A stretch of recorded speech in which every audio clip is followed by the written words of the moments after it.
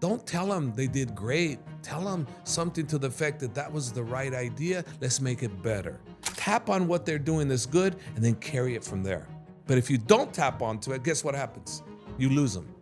What I did with Khabib, as soon as the fight was signed, I said, Khabib, he's going to come after your religion. He's gonna come after your country. He's gonna come after your wife. He's gonna come after your father. I go, you cannot let him win one of those, because once he does that, there's the edge he needs. And that's what's gonna open up with. So anything you do with this guy, don't let him affect you. He was in a situation where he could have submitted Justin, but he knew Justin wasn't gonna tap with an armbar. So he went to the choke because he didn't want to break his arm in front of his family. So Khabib went for the choke on that, in that situation. If a fighter's a real fighter, he's gonna tell you the truth. You as a coach need to listen. Or what is he not saying? Listen to his body. But if I'm complaining, and I complain more than one time, you should have listened. That's how you learn. So how I get my fighters' respect is I listen.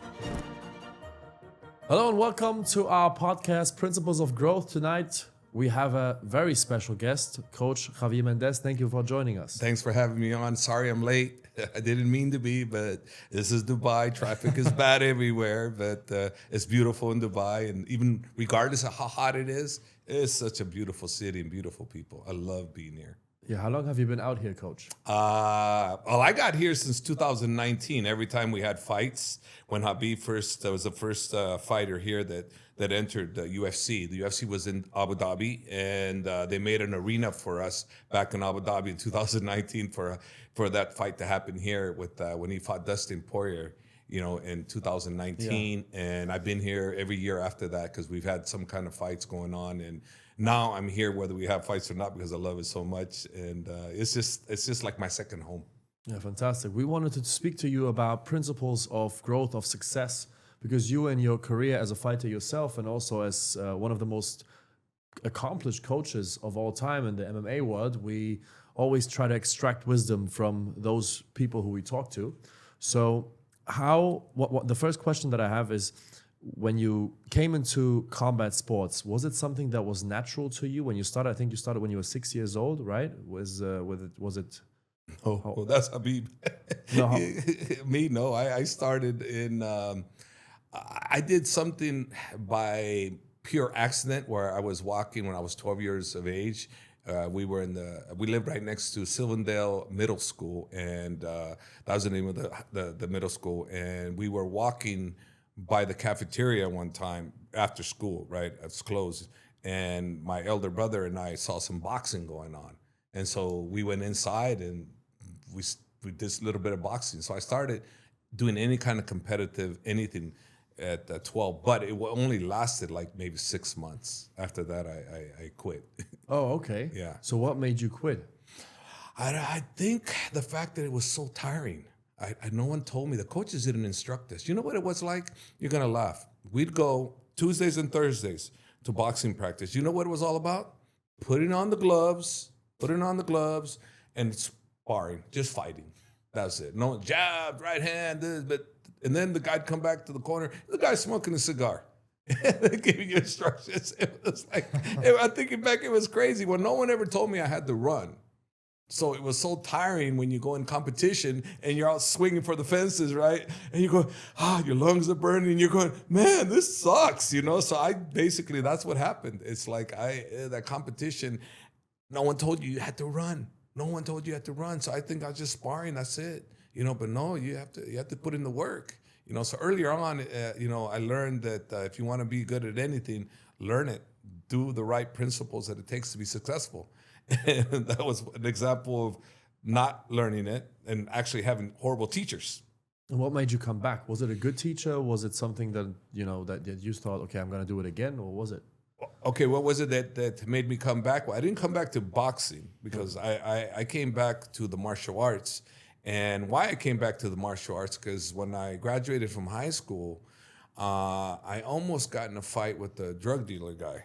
Okay, and it was because I had a girlfriend that would always kind of tease other people and flirt, and she kind of flirted with this guy. She kind of put me in the middle of it. Next thing you know, I almost got in a fight with this guy. But as a young man, when you get put in that situation, you're like, okay, let's go. Not realizing that the end, after it's all said and done, you could have got beat up or hurt. So I realized right after that, I go, I don't know how to fight. I go, man, I better learn how to fight. So then what I did is I started looking for martial arts places because I thought martial arts was the way to go to learn how to protect yourself is martial arts. So I went into the very first place that actually talked to me, and it was the instructor. His name was Jeffrey Scott, and it was a Tong Sudo, Korean martial art, and I started training because I almost got beat up by a drug dealer. You think street fighting and mixed martial arts are comparable? No, the only thing I think they're comparable is in the fact that using mixed martial arts against a street fighter is very effective, and it's something that you should want to learn because you're well versed in all areas, with the exception of guns and knives and weapons of any sort. A mixed martial artist, is going to be more adapt to dealing with any kind of situation, because of all the disciplines that they learn. So it's applicable only in the sense that it's good against street fighters. The gentleman you mentioned was Jeffrey Scott. Jeffrey Scott. Is it the first good coach you had, someone you looked up to initially? No, he was not someone I looked up to. Okay. He was somebody that I'm sorry to say, but he gave me false illusions. Okay. And actually I did learn from him. And I'll tell you what I learned. Don't believe this guy or that guy unless you see it with your own eyes. And just because someone says this doesn't mean it is that. I'll give you an example. I was so fixated on these not mixed martial arts, Korean martial arts, that my instructor would say something that Master Lee, which was his instructor, is a Master Lee from Korea, he could do this, he could do that. And I was thinking, wow, and I was, the Bruce Lee aura. We were like thinking, oh, we could do this, we could do that.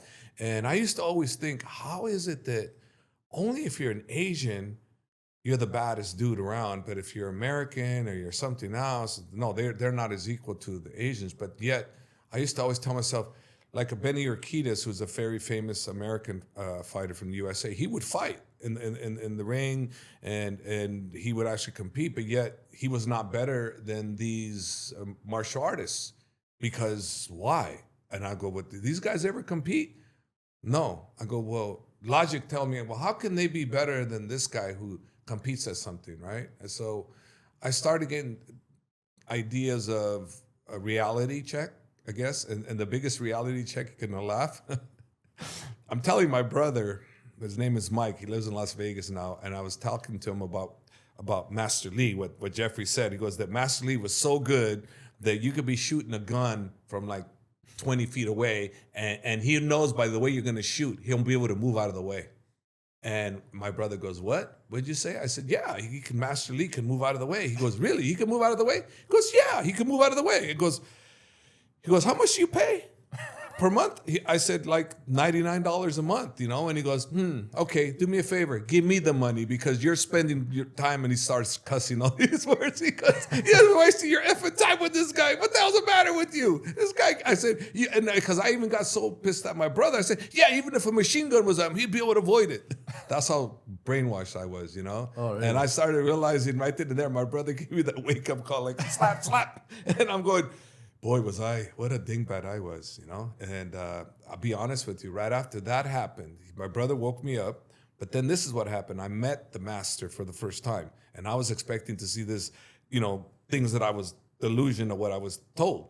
And there was a technique involved where I had a super fast sidekick in Taekwondo. This is Tong Sudo. It's a Korean martial arts. So I would throw a sidekick, and hardly none of the students could stop me from doing that sidekick.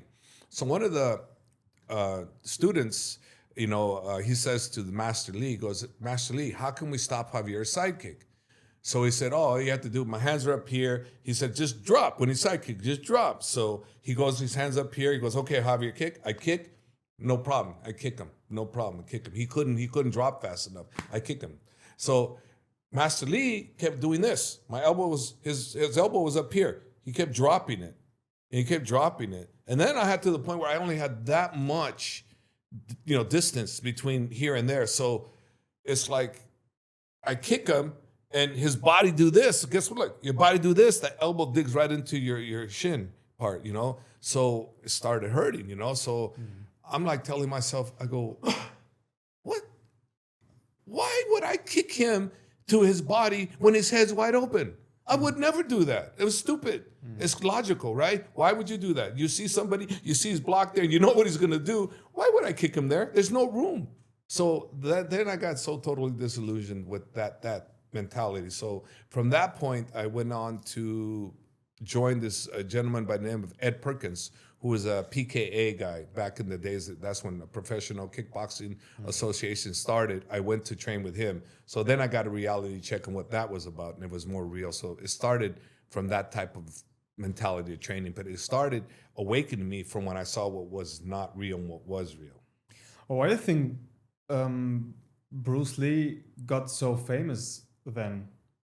So what was special about him? Because Bruce Lee was still ahead of his time. Still to this day, he's ahead of his time. He wasn't one of those type of illusionist guys. He was a realist. You know, everything Bruce Lee said, you look at his books, and I don't read his books, but I've seen some of his comments, they still to this day hold true. Everything. Bruce Lee was ahead of his time. Still to this day, I swear, if you look at everything he's all about, street fighting and this and that and reality and how never use one empty cup, water, fill it, means that come in with an empty cup. Any knowledge you get that's effective, look at it. You know, that's Bruce Lee. You know, that was what he was all about. I haven't read his books, but just knowing what I know, the little bit I've seen about him and what he does and all the arts he's taken, he's that way. And I still consider him one of the greatest minds. Not a fighter because he didn't compete in the fighting, maybe street fighting because he's the type of person that would, you know, his belt, he had his belt, was a knife in his belt. So he was the type of person that was prepared for, you know, if it means life or death, he was prepared. So as a self-defense mechanism, Bruce Lee was mentally prepared. As a fighter though, competitive ring fighter, he never did. So there's only so much you can do. You know, that's reality. You know, you cannot tell me that someone that plays high school basketball or schoolyard basketball with all his buddies is going to go play in the NBA the next day, and he's never played college basketball. He's never, you know what I mean? He's never know at the ranks. How you going to be able to compete with those guys? You can't. Of course. So you've had multiple, I mean, bad experiences with bad coaches, people that, you know, are more illusionist, less than realist. What was the first good experience you had where you were like, okay, this is someone that I can learn from. This is someone that I take as guidance, or who inspired you to want to become a coach yourself? Well, the one person that I did care about that showed me a lot, but even he had flaws too, was Pops Carvalho, Walt. We called Walt. I called him Walt, and he basically was my first full contact coach. He was my main guy, and he taught me a lot about confidence. You know, he taught me. He would say something to me like this all the time. I'd spar. He goes, "Boy, you whooped his butt. You did this. You did that." And I'm looking at myself. I didn't whoop this guy. He kicked my butt. What's my coach talking about? But he kept encouraging me all the time. And I was like, no, I didn't. I got beat up. And one time I'm sparring the world champion, cruiserweight world champion, Bash Ali. And Bash Ali whooped my butt, and he whooped one of the other top amateurs. I was an amateur at that time. Bash Ali whooped me, but my coach is telling me I whooped Bash Ali. And I'm like, no. I go, Pops, no, he kicked my butt. He was playing with me. No, boy, no, you know, this, that. So I learned that the confidence that he instilled in you, you can use, but now use practical application. So in other words, if you're going to inspire someone, don't tell them they did great. Tell them something to the effect that was the right idea. Let's make it better. That was perfect to some degree, but we can make it better. Instead of you whooped his butt, do this and that, but I can't buy that. I cannot buy that. Find something good that you did, tap on that, and then encourage it forward. But if you just don't tap on what they did good and you just try to encourage it forward, what's the benefit? He's not going to believe you, or she's not going to believe you. Tap on what they're doing that's good and then carry it from there.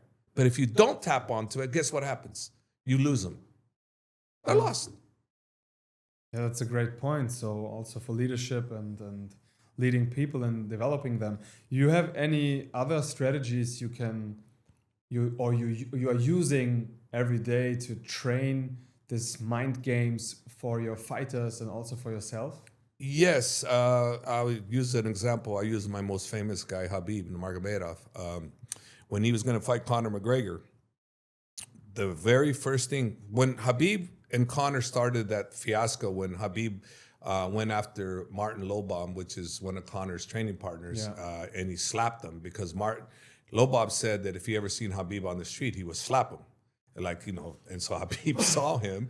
Khabib goes up to him and smacked him. And he said, now what? So, of course, Khabib had all his brothers with him, and he was with only a few people. But Khabib's very honorable. If there was going to be a fight, it was just going to be those two and those two only. But anyways, from that situation erupted the big fiasco where Conor got wind of it. Conor got all his boys to come on his private jet. They flew from Ireland to come to New York and hunt Khabib down. They caught him in the bus situation, and the whole story about the bus incident. And then I've been studying Conor and what he does, and he uses the art of war, which basically get your opponent off, get him pissed off, whatever you do. So when come fight time, he won't be there. His mind's gonna be so angry, he's gonna spend energy that he needs for the fight, or thought process that he needs to be in the fight. So what I did with Khabib, as soon as the fight was signed, I said, Khabib, he's going to come after your religion. He's gonna come after your country. He's gonna come after your wife. He's gonna come after your father.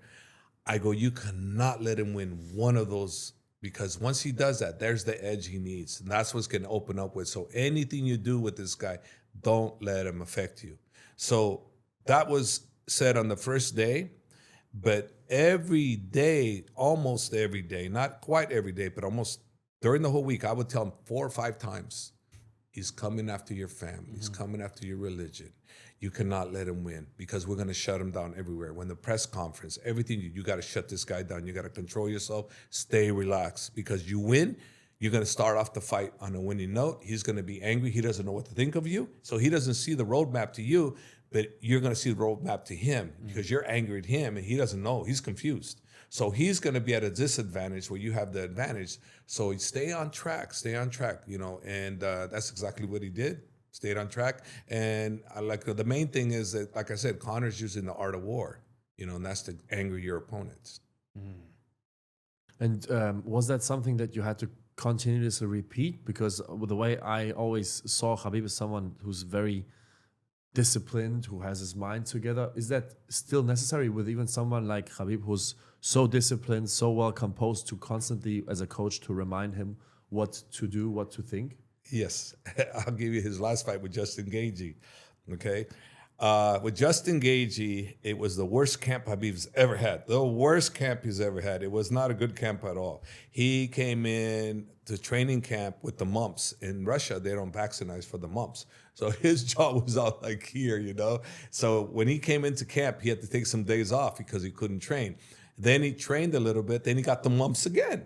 It got reinfected. So I'm like, second time I said, Khabib, maybe we should cancel the fight. He said, no, coach, I cannot cancel the fight. Please, please don't. I said, okay, but if you don't get better by this time, we're going to cancel the fight. He goes, okay. He goes, another thing too, I've looked at Justin, and the best way for him to get you is leg kick. He's really good, the calf kicker. He's going to come after your calf. So Khabib says to me, okay. So I keep telling him, he's coming after your calf. Same routine with the Conor thing. And at one point, it got so bad for Khabib with me that he goes, Coach, you keep telling me to worry about the calf kick, but if I focus on the calf kick, what's going to happen if I just focus on that? I go, no. Your job is not to focus on the calf kick. Your job is just to practice calf kicking drills, okay? Avoidance, okay? That's it. I'm not telling you to focus on the calf kick. I'm telling you we need to work the drills, okay? Come fight time, it'll take care of itself. So we go into this fight, but let's go one step before the fight. The thing with Khabib, this was a horrible camp. Everything went wrong. He got sick, this and that. Then he breaks his toe right before, like 2 weeks out or so before the fight. And like 2.5 weeks, I believe, he broke his toe. And I said, Khabib, now we got to cancel the fight. He goes, no, coach, please. No, please. Give me till this day. If I can't do anything by then cancel the fight. Okay. So we're doing well. He's got one shoe on while he's doing all his sparring and stuff. And The one thing he said that changed everything, and had so much confidence, was ridiculous. He says to me, Coach, my toe may be broken, but my mental is not. I said, slam dunk, we have this. There's no way we're going to lose this fight, because his confidence level was so high. So after the fight, he took care of Justin, and he was in a situation where he could have submitted Justin, but he knew Justin wasn't going to tap with an armbar. So he went to the choke because he didn't want to break his arm in front of his family. So Khabib went for the choke in that situation. Now, gets the victory. After the victory, Khabib looks at me and goes, Coach, why did you just tell him about the calf kick? And I'm laughing. He's laughing. You know why he's laughing, right? Because the calf kick, Justin went after his leg and they hurt. So he understood, he made Justin miss a few of the calf kicks. So that right there was enough. Because I told him, we can't avoid all of them, because that's what he does, a lot of that. But if we can avoid 2 or 3 of them, that's all we need sometimes. And that's what happened. How do you think, related to Khabib, how is that possible that this guy is so strong mentally? How is it possible? So is it natural, or is it something he is training every day? Is it because of his father? I don't know. What makes him so strong? It's both. It's who he is and his genes from his father, but it's also his father's tutelage to him growing up. And it's actually me reinforcing what his father's been doing his whole life. So basically, he had the greatest trainer on earth, his father, and then he comes to another trainer that understood what his father was doing. That's why I call it Father's Plan. So he had the mental from his father, he had the physical from his father, and he had the guidance from his father. But his father, it's like he almost passed the baton to me when he was in the US, and I took over and I did the same thing. And the reason why I know this to be a fact is we would talk about the fights. Khabib would come in and I said, hey, Khabib, for so-and-so, we need to do this, we need to do this. He goes, yes, Coach, I know. I go, what do you mean you know? He goes, I just told you this. He goes, yeah, no, Coach, I know. Father talked to me last night. I was repeated almost all the time. Father told me last night. I went, okay. So his father and I we thought alike. We were different. He was the ground expert, the scientist on the ground. I was the stand-up guy, so putting the two together was a no-brainer. So even like one time when I went to Russia and they interviewed his father, that's when my gym, AKA, was becoming really, really big. And they asked, the interview goes to me, goes, yeah, we asked Abdulmanap if he would love to have an AKA gym in Russia. And his father said, no, we're fine. We have everything we need here. He goes, we only need one thing. And the interview guy says to me, and you know what he said? I said, no. He goes, Javier Mendez. He goes, that's all we need. We got everything else. And so it was a mental thing, it's his father knew and I knew. And so he was thinking like I was thinking, and the mental is much stronger than people believe. You can do so much with the mental. And would you say it was a challenge for you to take over from Abdulmanap, God rest his soul, to, go his path? Or was it easy for you because you had the same plan anyways? It was really, really easy because I had Khabib. Khabib just took over. Okay. I became Khabib's mentor. So for me, it's easy. I could easily take over when he's there and be the head coach because I am the head coach. But why am I going to recreate the wheel when I have someone so good at it and who learned from both? He learned from his father. He learned from me. He carried the wheel and he's very successful with it. And he wants to do it. He loves it. The key thing is love. If Khabib was forced to do it, I would just say, get out of here. I'll take it over. But he loves it. There's a difference. When you love something, people can feel it. It resonates with you. When you don't love what you're doing, I'm telling you, people are going to feel it. They're going to feel it, and they're not going to be as energized by you. They're not going to believe your words. But if you have passion, you have heart, and you have desire, and you want to teach, and you love to teach, people are going to accept you more. It's going to be accepted more. They're going to look at you and go, he really cares about me. He really wants me to do well. So therefore, you will perform. But if someone cracks the whip on you and says, you go do this because I tell you, I don't care, your arms hurt, this and that, and then you're confused. Does he really care about me? He's just forcing, okay, I'll do it because I want to make him happy, but are you happy? No, you won't be happy. So those are some of the things that I've been working with Khabib on to make him a great coach. He's a great coach now, but I think he could be the greatest coach of all time if we could work in those principles, and if he continues to want to do it. He has to want to do it. What do you think separates the average fighters from the world-class champions?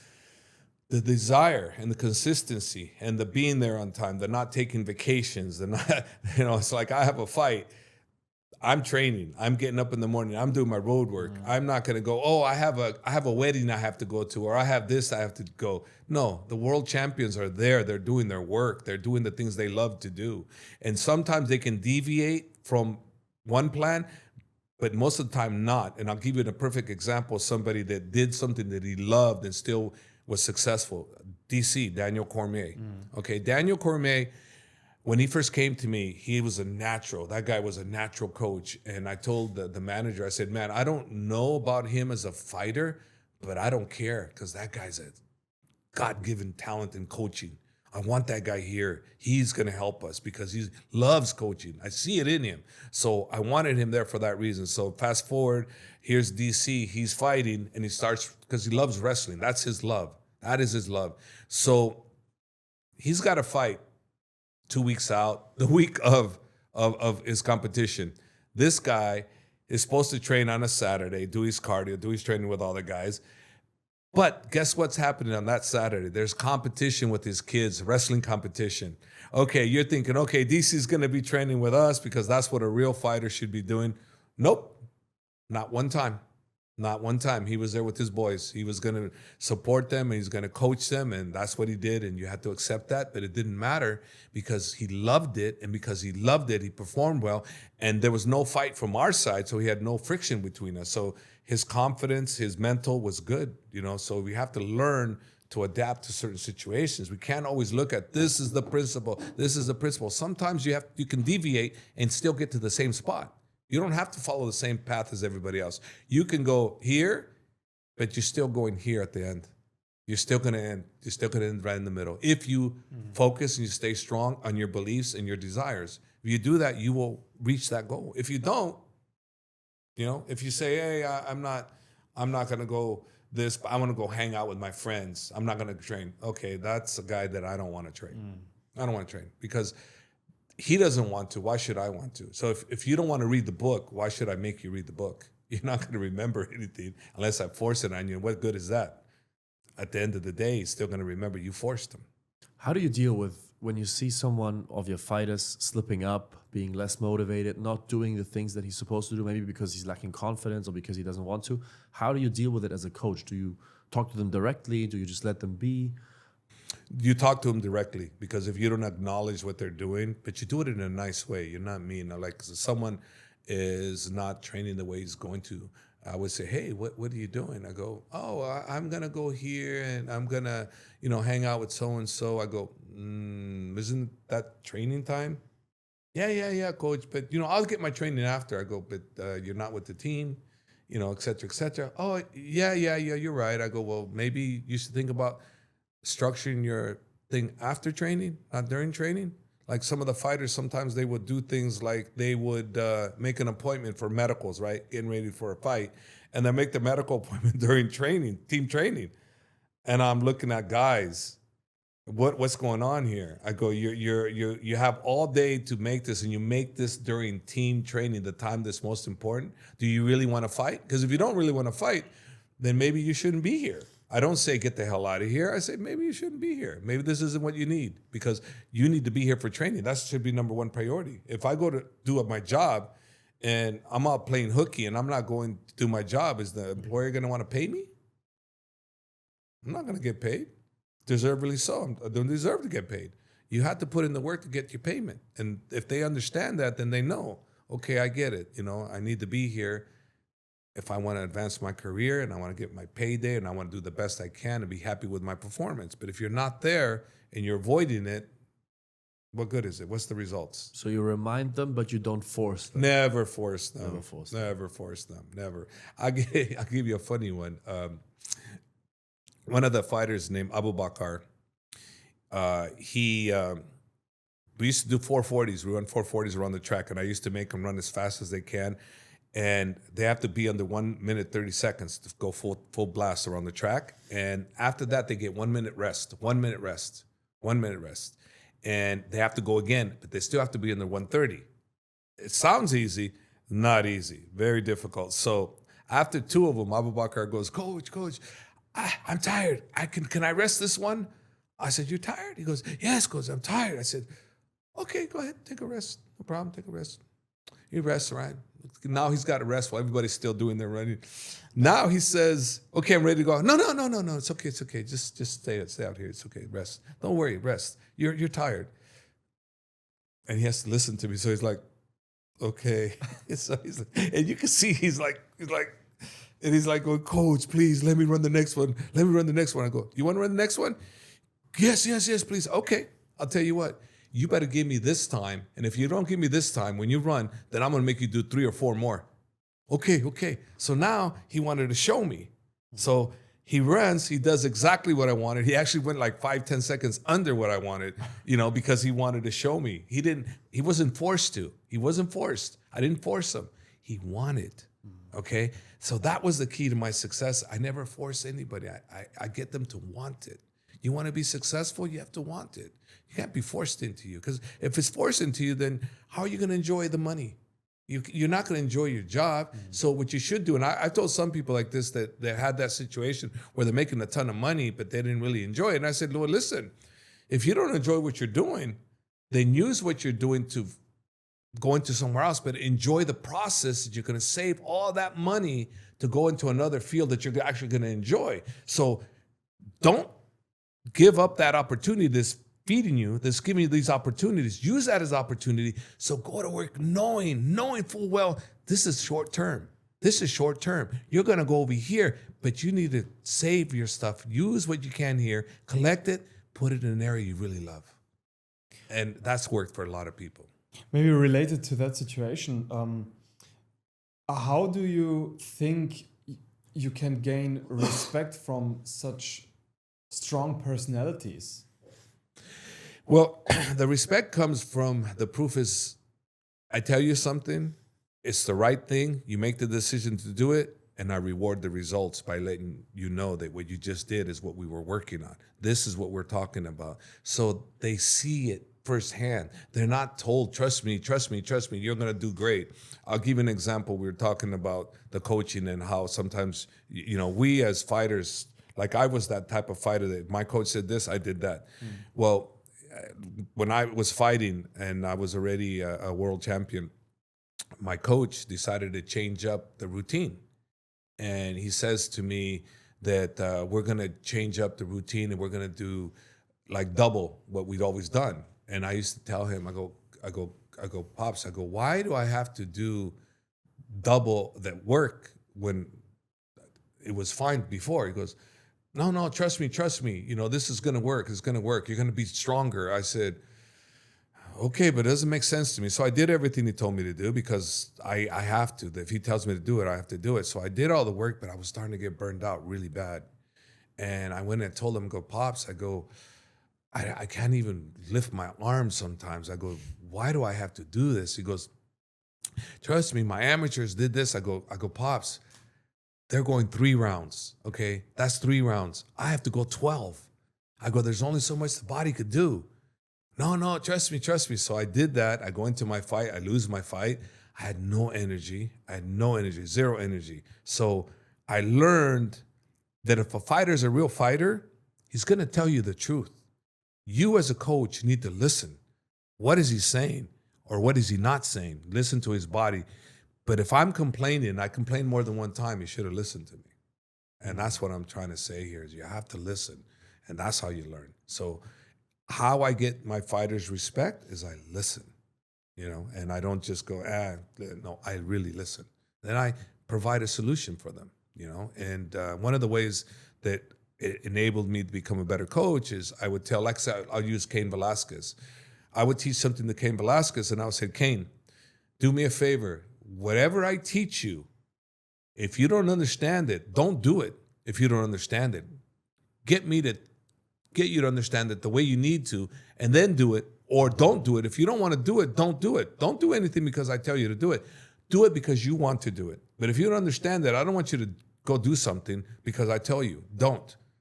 Question me if you don't understand it. Then if my response is not good enough, abandon it. Don't use it. And tell me you're not going to use it. or tell me you don't want to use it. Either way, even if it is good, doesn't matter. I'm going to go with you, because why am I going to do something that you don't want to do? Just shelve it, put it up here. Someone else may use it. That principle will work, but maybe it doesn't work for you. That's how I gain their confidence. So it's more about guidance and less about forcing people to do something. It's all about guidance. It's not about force. Never about force. For me, never been about force. It's always about guidance. You need to speak to them in the terms that they understand. Like, okay, I'll use Umar on a situation, overtraining. He was guilty of it himself. And we were in Las Vegas, and I see Umar, after sparring, he's told to go hit the bag. And as he's hitting the bag, the ground and pound bag, right? He's hitting the bag. I noticed he's super tired. And he was supposed to do 5 rounds. And after the second round, midway, I said, Umar, stop. He goes, no, coach, I have to continue. I go, no, stop, okay? You're done. He goes, why, coach? I have to. I go, no, you don't. You have to listen to your body. Your body is telling me it's beat up. Okay, you cannot go for what you just did right now. All of a sudden, you're doing this and you're struggling. You shouldn't be struggling. I go, you're struggling. And listen, you need to listen to your body. You need to tell me these things before it's too late. You got to tell me, because if you tell me I'm tired, I'm going to give you that time off. You don't have to prove to me you're a warrior. I know you're a warrior. So please let me know.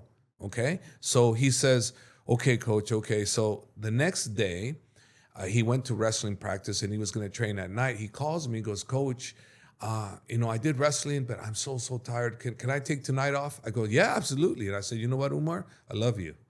That was right. Now you're thinking. Now you're using it correctly. The problem is, as a coach, sometimes you need to spend more time with somebody, and I didn't spend enough time with him, because that analogy of I got to continue to go, he used that in his Marab fight. He broke his hand. He didn't let nobody know. He's tough through it, which is no problem, but he didn't tell us. Remember, I said, you have to tell us. He didn't tell us. So my telling him that at that time was a little too late. It should have been years before that I was telling him those rules of how we should manage our body, and I didn't do that. So for me, it's as a coach, I have to learn that, and I have to shelve that in my head and go, let's not make that mistake again with another future great fighter, because that's what he is. He's a future great fighter. So I had to keep learning it and prevent that from happening. That's a very important detail that you just mentioned. So just saying it to your fighter once is not going to do it. You have to do it. You have to implant that thought and that rule early on and continuously repeat it for it to work, right? Right. And you want to know how I learned that? I'll use one example. I had a girlfriend, and she loved long hair. So every time I went and got my hair cut, she was like, why'd you cut your hair? I love long hair. I go, I don't like long hair. Get in my way. I can spar. No way. I don't like long hair. So I cut my hair again. Why'd you cut your hair? It's on me. I love long hair. La, la, la. 4 times. Why'd you cut your hair? Because I don't like long hair. I love long hair. She kept telling me I love long hair. All of a sudden, before you know it, I have long hair. And I'm like, why? I love long hair. She keeps telling me, I love your long hair, la, la, la, la, this and that. And I'm like, and we break up. Guess what goes? My hair. First thing that went was my hair. I didn't do it for me. I did it for her, because she got me to, I love long hair. I love long hair. So that was the way you can get someone to do things without you really realizing it was them. Through repetition. Yeah, repetition. Yeah, that's the key. I'm not saying use that on a negative way, because to me that was not really the most positive way, but that was her way, right? That was her way. It should have been, hey, I like long hair, but if you like short, okay. But no, it was the opposite. I like long hair. Well, I gave in without knowing I gave in. I did a lot of things in my life where I learned that. I said, wow. So you can actually train somebody by repeating things to them. Like my sons, okay? I would tell my sons, I love you, and my sons would like, they'd be like, because people are around, right? Son, I love you. Bye. I love you. And they're like, love you too, Dad. This is like, oh, Dad. And as time went on, I kept repeating it. Now I say, son, I love you. You know what they do? I love you too, Dad, in front of people. Why? Repetition, and it's good. It's something they want to do. It's something they feel. If you do something negative, come on, that's not being realistic. But I love my sons, so if I voice my opinion of what I feel about them, they eventually gonna give their opinions back because they feel it's okay. Dad's saying it all the time. Why can't I say it back? So I learned about that through things like situations like that. Do you also train your children? My youngest, Javier Mendez, he is a trainer. He is a trainer. He's doing really, really well. Very successful. He's actually gonna be a better version of me. You know, really? Yeah. He's been involved in all the lectures, all the talks, and listening to all the talks that we have. When I first got him involved, because he told me he wanted to be a trainer, I said, "What? You want to be a trainer?" He goes, "Yeah." So I brought him right into the group with the training. I said, "Just sit, just observe. I want you to observe people like Cain Velasquez, Daniel Cormier, Ron Kessler, Khabib. Only really listen to them mostly, but all the other people too. But listen to everybody, but these people listen to." And I said, Cain Velasquez, almost everything he says on training, you should probably listen to. And Khabib also, but these are the people you should listen to, the other people not. So about 2-3 years, and he was just watching and learning. And then I brought him into the mix. You think coaching his own child is different from another person? It can be, because if you love your child, you're going to focus more on your child. But if you love coaching, it wouldn't be any different. But it all depends, you know. If you love coaching, your child or someone else's child wouldn't be any different. I love coaching. So to me, training my child while training somebody else to be a good coach is going to be the same effort. But the same feeling? Absolutely not. Because your own son, come on, it's like your own family. You're going to be... Inside is going to be this, but you're going to give the same effort because you love to coach. You can't give your son more and somebody else less, because what are you doing? What kind of example are you showing your son? Yeah, here I am spoiling him, but it's about a team, right? How are we going to lift the team when you're only teaching your son to do this, but all the other coaches are going here? All of a sudden they're going, why is the son getting all that attention on him and we're not? Yeah. Then all of a sudden now you got a team that's unbalanced. All of a sudden you're not together. Now you got problems. It's very, very valuable lessons here. One other questions I have is we constantly speak to our clients about, getting rid of the wrong people. When talking in terms of you as a coach, when is the right time to get rid of someone out of the team? Do you ever have the situation where you expel someone from the team, or do you just wait for them to go themselves? I've had a hard time with that topic because I'm so kind, and there was situations where I knew they were bad, and I still stuck in there with them, and I should have got rid of them sooner. So yes, there was only a few, but they should have been gone sooner. I shouldn't have put up with them. One in particular guy, I made him really, really good. And I say I because I'm the one that opened the door for him. Not that I actually trained him, but I opened the door for him, the opportunities. And knowing full well that what kind of person he started to become, I should have shut the door on him, and I didn't, thinking that maybe he would change. But sometimes people just don't change. If you follow the patterns and the history of what they do, it's a big effort to try to be involved with them and try to get them to see things properly. So if you're not going to spend the time, then why are you going to let them ruin the whole apples? One bad apple ruined the whole box. So if you're not going to spend the time, remember the key thing, if you're not going to spend the time to get them on track, then you need to cut them. Yeah, our philosophy is that the right type of people, well, I'm talking about employees here in that frame, the right type of people will never give you a reason to get rid of them. It's only the wrong type of people that will give you a reason eventually. 1,000,000%. I've never been able to save one of these individuals that was like that. Never, not one time. Not one time. These are the guys that did those things I said, where they'll do something and they'll give excuses. They're not there for their teammates. After their fight's over, they're all doing their thing. But yet when they come to training camp, they want the same guys, sparring partners. So what would happen is the sparring partners would look, well, he wasn't there for me. Why am I going to be here for him?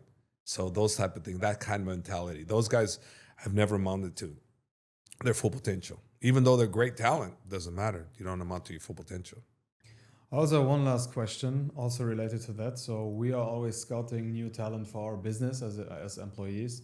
How do you identify real talent and good people?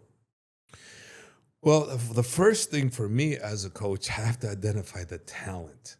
The good people is not going to cut it for me. I have to identify the talent. The good people comes later. You're not going to be able to know what they really are till later. That takes a little while. You cannot judge someone right away. Like, oh, he's this, he's that. You may turn out to be a guy's a jerk right off the bat. Then later on, it turns out he's your best buddy. He would throw his life for you. You know, you don't know.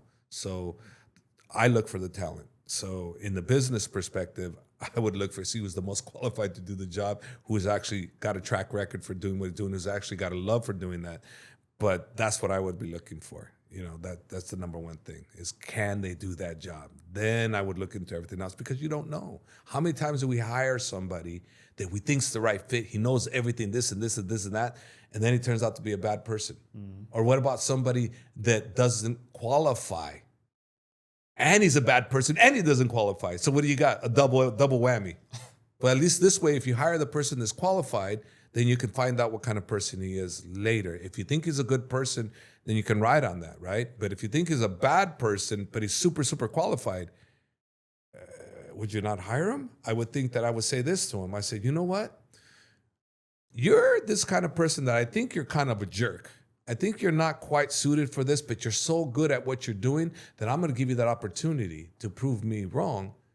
But this is what I'm thinking of you, you know. So take it for what you will. But if I'm hiring you, I'm going to tell you what I think. If I think you're super qualified and you can do this job, I want to see that. But if I think you're potentially a jerk, I'm going to tell you that, and then you got to defend yourself, or she has to defend herself, because she's the one that's looking for the job, right? I'm the one hiring.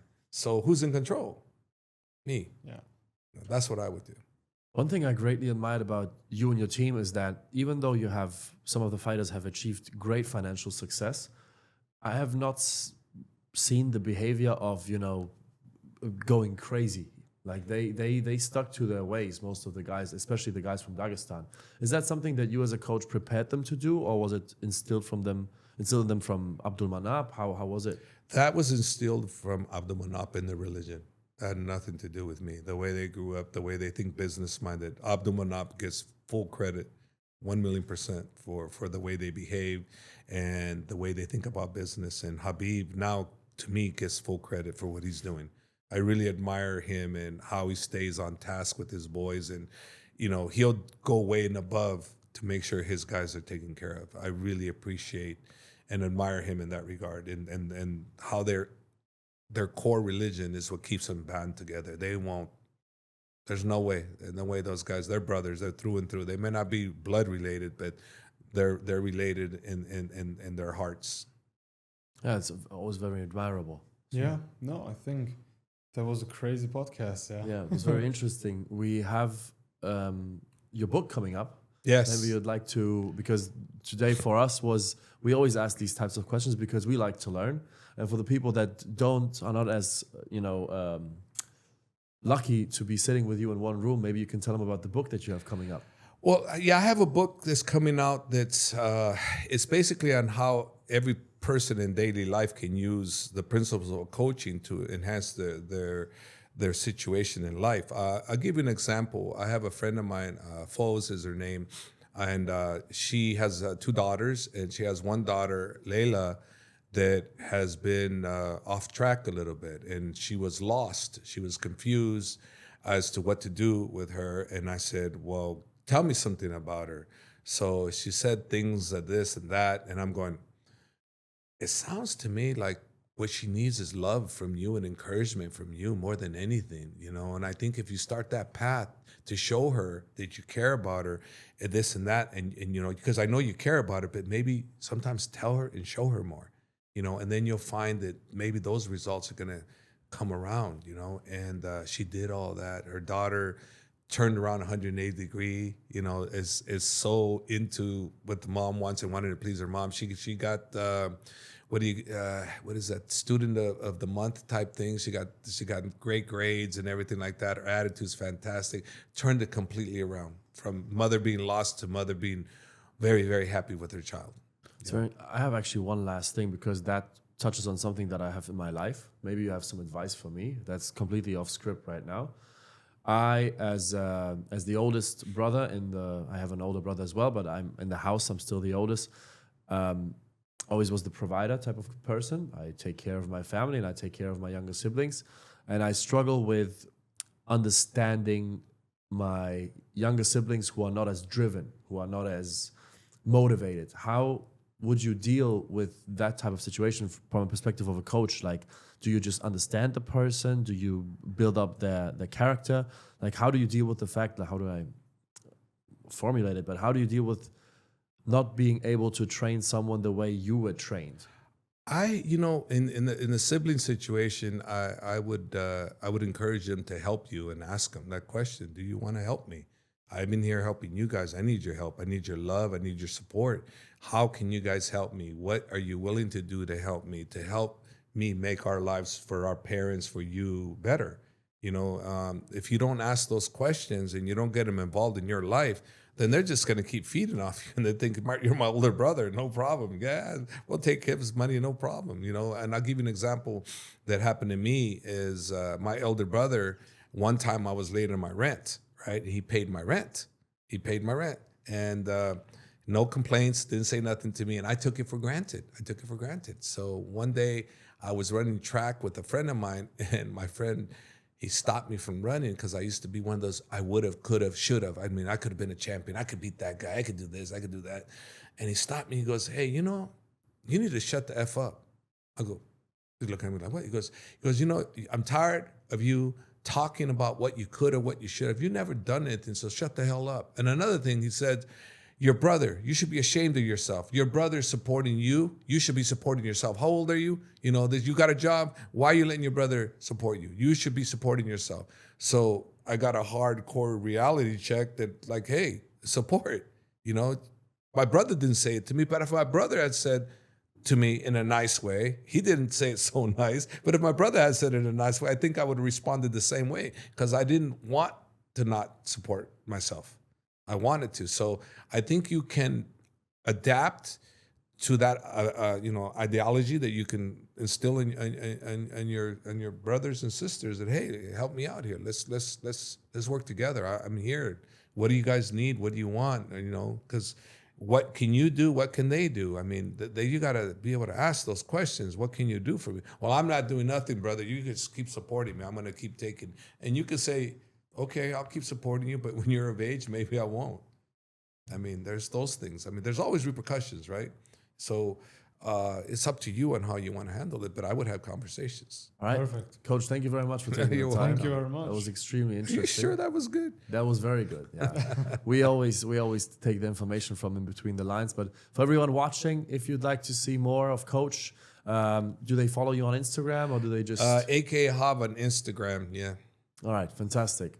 In that sense, folks, thank you very much for paying attention, and see you next time. Bye-bye. Next time. Bye-bye.